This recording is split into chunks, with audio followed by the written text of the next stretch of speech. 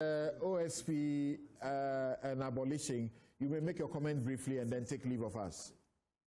Well, the OSP, I agree with the President, His Excellency, when he said the call for its abolition is premature.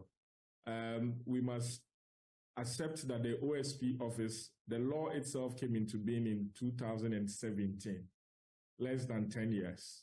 There is no institution or state that achieved optimum efficiency within 10 years of its establishment. I'm not saying that the office of the OSP has excelled, but I don't think that it has failed. I think that as an office that is statutory, we would have to... But Bobby, yes. Has the OSP done 10 years?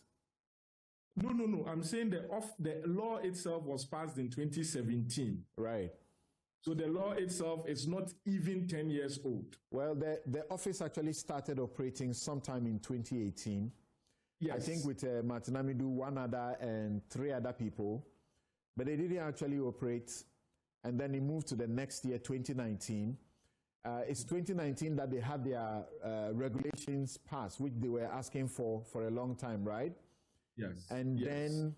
then eventually they moved from one office to the next office until they got this office they are in now. Where they are now. That was even with the staff that they had. Yeah. So they had people on secondment. We heard them in the media saying they need time, their own permanent staff to train them.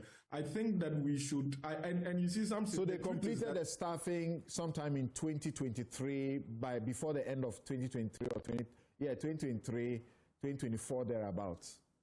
And so effectively, it's only been effectively set up in terms of its staff, all the training and everything for a very short time. And my worry is that the narrative for the OSP to be scrapped is actually being trumpeted more by politically exposed persons and politicians.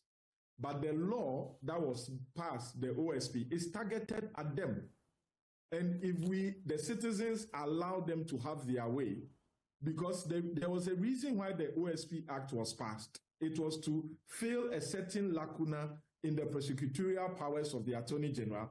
And we all agree that because the Attorney General is a political appointee, until the office of the Attorney General is decoupled from the Minister of Justice, there may not be the political will for an Attorney General to prosecute members of his own political party. There have been few exceptions, but it has not been the norm.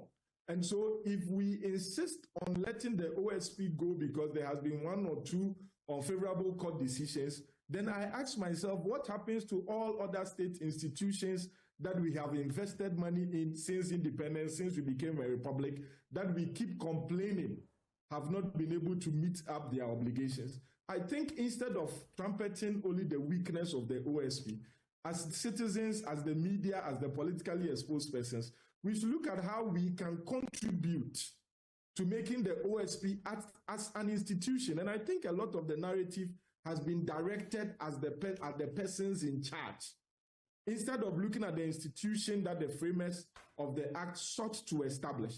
Ghana is not the only country that has an independent prosecutor with this mandate or with this framework. In a lot of countries, they have succeeded. And like I said, the law was passed less than 10 years ago. Effective establishment of the office, from what something you have said, is less than 2-3 years. And so I think instead of always trumpeting their failures, because the Attorney General's department has not always gotten away with prosecutions they have done. Does it mean that we should dissolve that department? No. Other state institutions, IOCO, there was a Supreme Court decision that caused investigations done by IOCO, and even, for lack of a better word, blasted the heads for attempting to be or allowing themselves to be used for private engagement. All those things are recorded. We've had issues with Shraj. A lot of decisions that Shraj took were set aside by the High Court many times in the past. Does it mean that Shraj has failed? And I feel, sadly, that the only reason why there's a lot of talk about this, going away with the office of the OSP is because the OSP, as it stands now, seems to be the only independent institution with the will to go up, or let me say with the statutory opportunity, let me put it that way, to go after politically exposed persons and their cronies. Now, if we allow it to be as independent as it should be, if the politicians and the politically exposed persons allow the office to operate without any form of influence whatsoever, remember their mandate was that they are supposed to carry out their duties not under the direction of any person. It's in their law, not under the direction of any person.